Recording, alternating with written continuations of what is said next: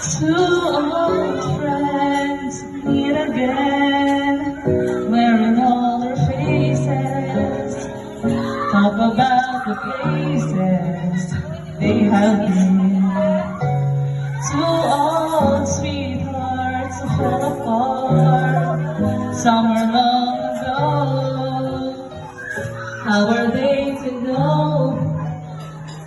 Someday they meet again, and I need for more than reminiscing. Maybe this time it'll be love and they'll find.